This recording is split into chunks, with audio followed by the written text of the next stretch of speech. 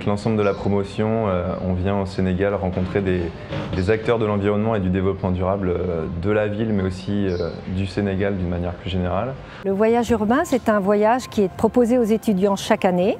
Le cas concret, le cas d'étude, c'est donc une ville à l'étranger que l'on choisit chaque année dans un pays différent. L'objectif, en fait, est de permettre aux étudiants de comprendre et d'analyser les enjeux environnementaux, enjeux sociaux, enjeux de développement urbain également. Découvrir comment fonctionne la ville de Dakar et comment les enjeux environnementaux sont traités. Par exemple sur les déchets, sur l'eau et l'assainissement, comment la question du réchauffement climatique est prise en compte. Parmi les objectifs pédagogiques de ce type de voyage, bien sûr, il y a l'ouverture d'esprit. Sortir de sa zone de confort, c'est toujours un moment important et intéressant pour les étudiants. On peut tout à fait s'inspirer d'un certain nombre de solutions qui sont apportées aujourd'hui dans une ville comme Dakar à un certain nombre de problématiques.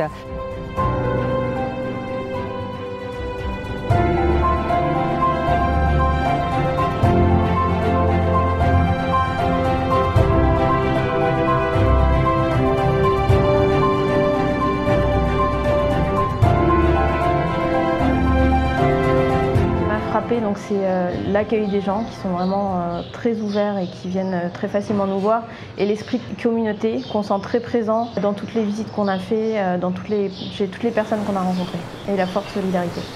Ce qui m'a beaucoup marqué, c'est le petit village de Ngor qu'on est allé visiter, avec toute la vie qui se faisait sur la plage parmi les pirogues et les moutons, et le dédale de ruelles dans lequel on s'est promené, qui est vraiment un contraste saisissant par rapport aux villes qu'on connaît en Europe.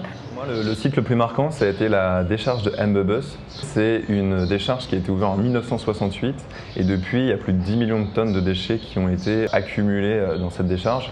Ce qu'on a pu voir en passant en bus, c'est qu'il y a beaucoup de gens qui vivent sur cette décharge, notamment des enfants qui essayent de récupérer des déchets qui vont pouvoir ensuite revendre sur le marché informel et puis tout simplement essayer de survivre. Pour moi, c'était une vraie claque de voir ça. Et ça justifie pleinement ce pourquoi je me suis orienté dans cette formation.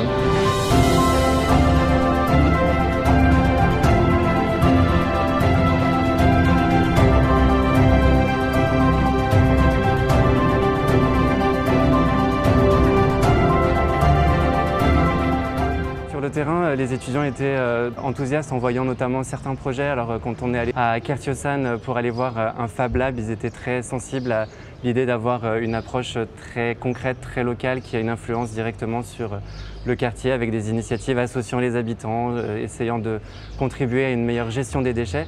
Ils étaient aussi parfois amenés à avoir un sens critique plus exacerbé, notamment quand on allait voir des projets comme celui de la ville nouvelle de Diamniadio. Et c'est aussi ce qu'on essaie de leur apporter pendant ce voyage, à la fois leur donner une idée de ce qui se fait, mais aussi d'avoir une approche assez critique de comment cela se fait.